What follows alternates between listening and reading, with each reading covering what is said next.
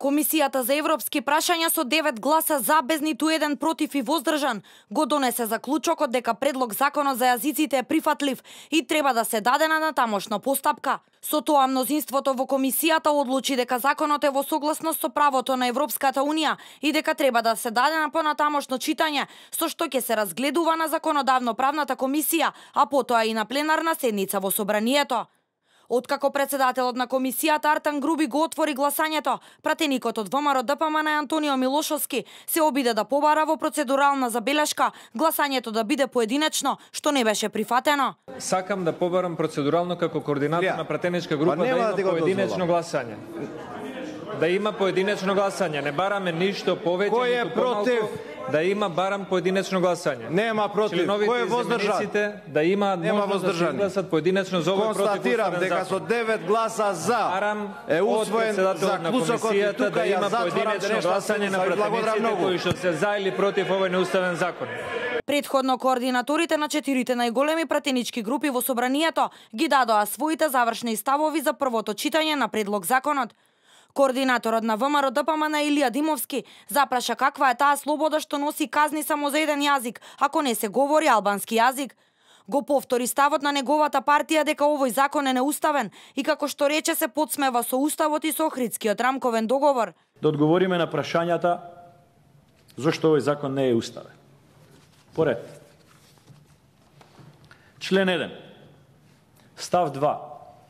Вели друг јазик што го зборува најмалку 20% од граѓаните, во заграда албански јазик, исто така е службен јазик и негово писмо согласно овој закон.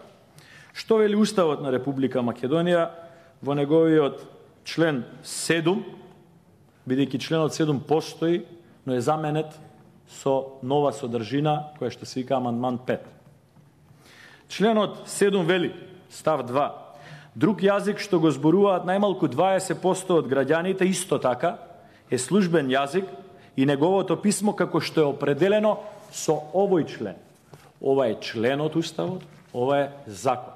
Ова има 5 става, ова има 50 члена. Употребата на јазикот е предвиден со 5 члена во Уставот, а не со 50 члена во законот. Законот може да има 50 члена, но под услов ако се во склоп со рамката која што ја дава Уставот. Вовед на право, прва година, правен факултет.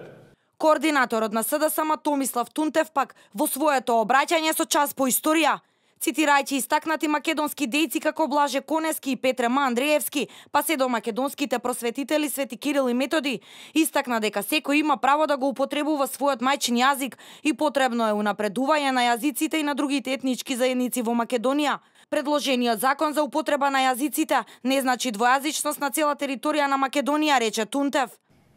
Нашиот јазик е нашата вистинска татковина. Ова е од Блаже Конески. Овде ние не разговараме само за правата на албанците или на турците или на власите, ромите, бошњаците, србите. Ние овдека разговараме за правата на граѓаните на Република Македонија, вклучувајќи ги и македонците кои живеат на цела територија на Република Македонија и повторувам, воопшто ниедна лага или манипулација која води надвор од оваа конотација нема да придонесе кон ова што сакаме да го постигнеме со овој предлог закон. Според Фадил Зендели од БЕСА, предлог законот треба да биде софатен и со него се унапредува, но не се официализира албанскиот јазик. Еју Палими од ДУИ пак нагласи дека законот ќе придонесе за подобрување на комуникацијата меѓу заедниците. Во среда на 13 септември е предвидено предлог законот за јазици да се најде на пленарна седница, а потоа се враќа во комисиите за амандманска расправа.